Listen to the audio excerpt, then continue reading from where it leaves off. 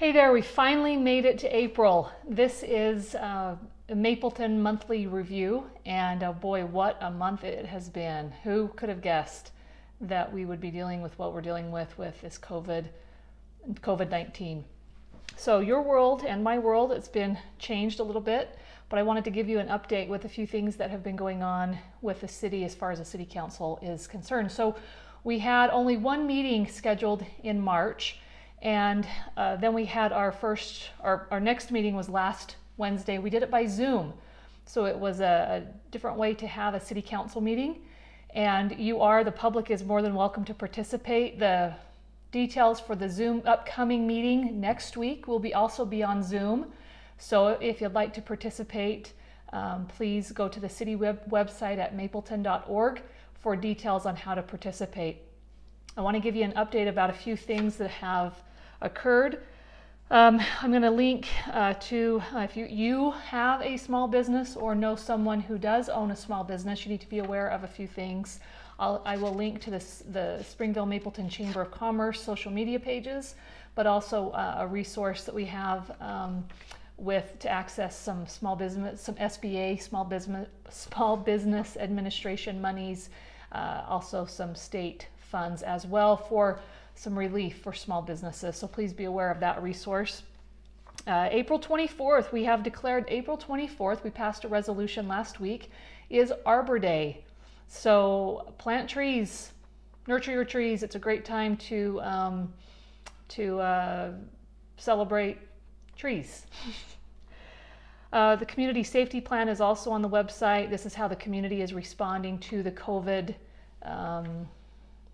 outbreak, to be cautious and conscientious about preventing the spread of COVID.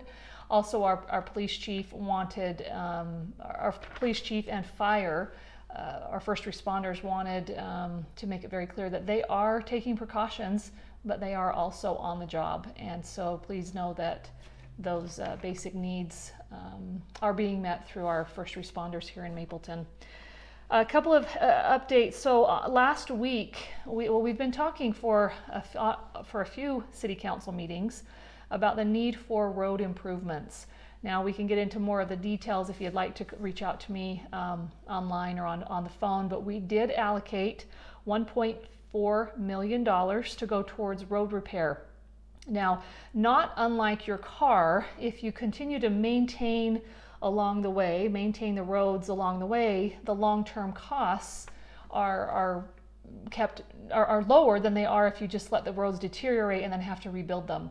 So we have prioritized the maintenance of our roads that have not reached the stage of failure. So what that means is 35% of our roads will get some form of treatment or repair. That means that includes a mill and overlay, a crack seal, or a slurry seal, and these are different techniques that are used to maintain roads. But we've also got, over the coming years, we need to decide how long we want to deal with our roads that are in failure. It will cost us about $4 million to take those roads that have essentially failed and rebuild them. But we wanted to prioritize those that have not failed, maintain them so that we can extend their life. So that was I think a prudent move to take by the council and city leadership.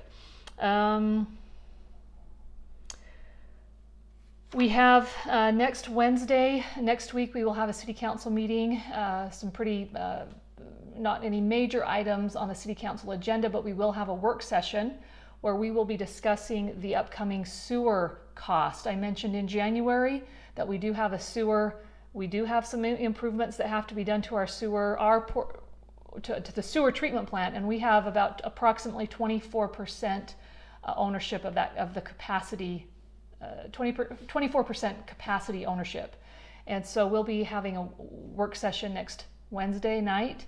If you want to participate in that or observe, the public can't participate by giving comment, but you're more than welcome to observe and listen to the discussion that takes place. So hope that's helpful. Stay safe, and hopefully soon we will be meeting in the council chambers. But until then, enjoy this beautiful spring weather.